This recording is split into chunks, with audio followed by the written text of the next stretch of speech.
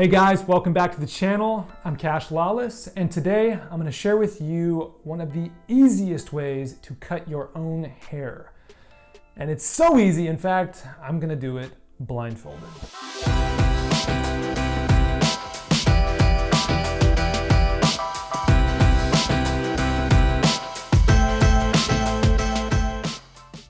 I came up with this haircutting technique back in my late teens when I started cutting my own hair and I couldn't get the sides even. So stay tuned.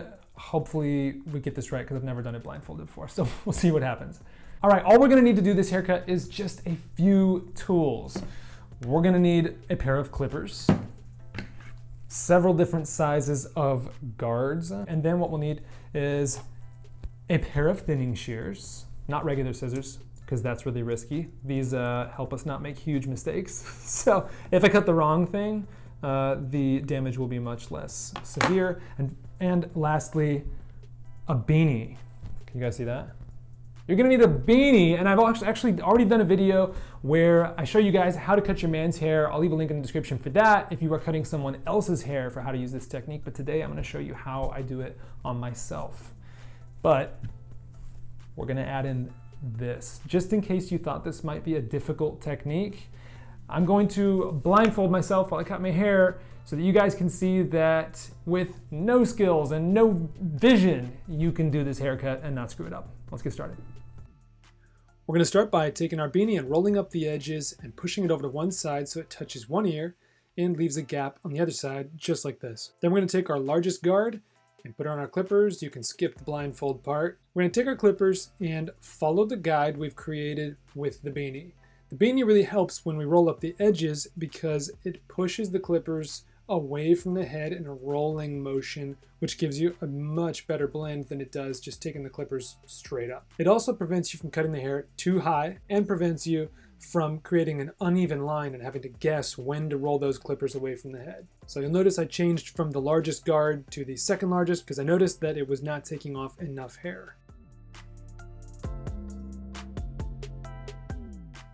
You'll see I'm using my fingers to figure out where the guard is. You won't need to do that because you'll be able to see.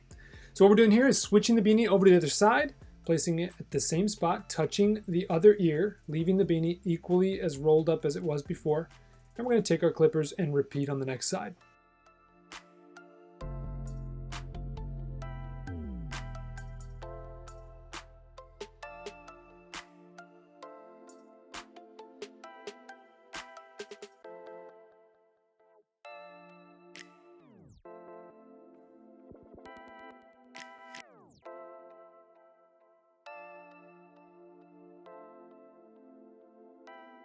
All right, I'm checking for length here. So I'm putting the beanie on straight. You probably won't have to do this because you'll be able to see, but I can tell that the left side was just left a little longer than I wanted it to be. And so I'm gonna grab the same guard that I used before, trim it up like I just did, and move on to the perimeter. And this is where we start creating our fade. So I'm gonna take the clippers with the next level of guard down, the next smallest guard, and just start trimming the hairline with the beanie rolled down even further, just right above the ears.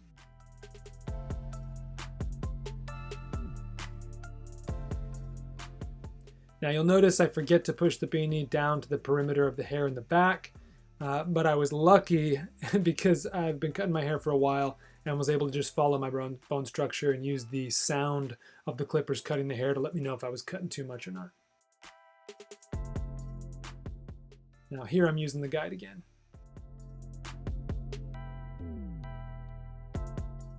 I'm going over several times until the clippers go silent because that means I have not left any chunks or dark spots behind.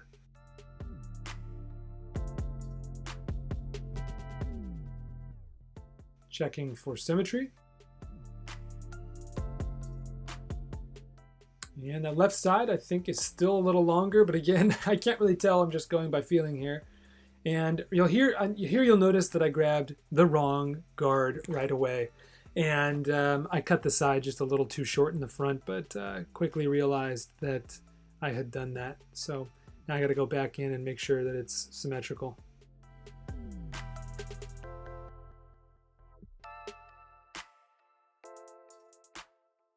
And here I'm gonna blend that spot that I cut a little too short.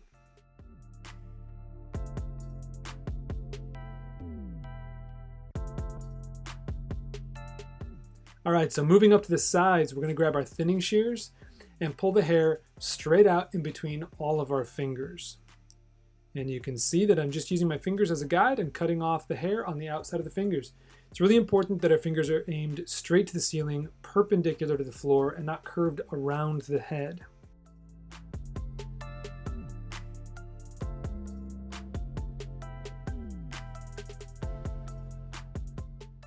And we're going to repeat the same thing on the other side, just reaching over rather than under, because unless you have both left and right hand pair of shears, you can't switch hands with the shears because the tension will not be the same and they won't cut.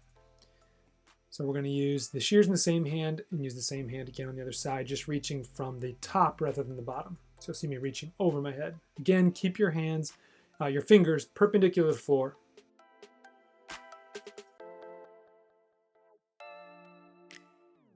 Checking for symmetry. That left side just keeps feeling a little longer. So what I'm doing here is I'm taking the thinning shears and just gently closing them as I move it up. You don't have to do this. I just felt that it was an extra step I could take to help blend any mistakes I had made that I could not see.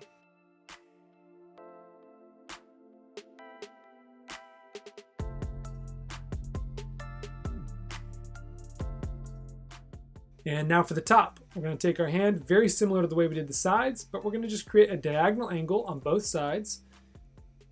And just like that, that angle right there is the angle we want to cut the hair at. Now that we have cut the top back, we are going to trim the neckline. And oh goodness, this is where everything turns into a disaster. I'm trimming my hairline here, thinking I'm doing a good job. And what I realized was that I just kept on digging in with the clippers with no guard on it and taking it way too high, much higher than I wanted to, having to straighten it out and straighten it out. So I feel back here and I think, oh gosh, that's a really harsh square hairline, which I don't like. So I grab the thinning shears, abandon the strategy of the haircut. I stopped using the beanie and oh God, it is horrible. I am taking massive chunks out of my hairline. Every time I go in and try to fix it, it makes it worse. So I remain blindfolded and grab what I think is the right guard, and it was not. And I just take, oh, right there. It's absolutely hideous.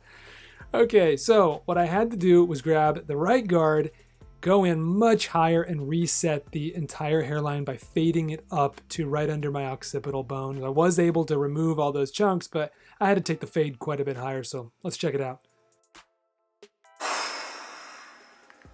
I have no idea if I look like a total whatever, right?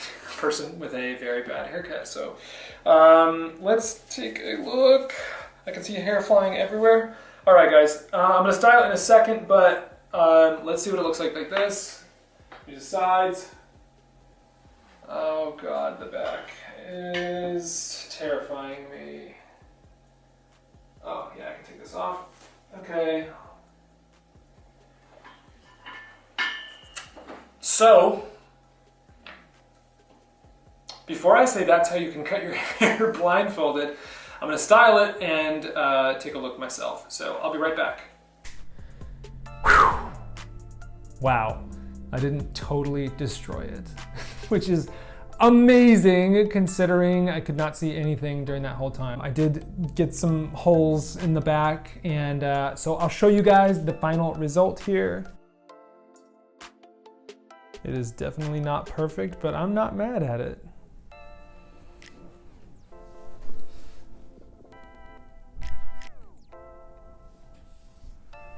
All right, let me know what you guys think in the comments. Let me know if you guys found this video useful. If you did, make sure to click the like button. That is super helpful.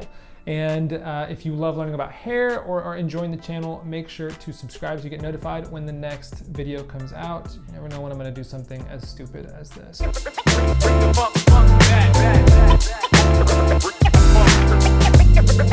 the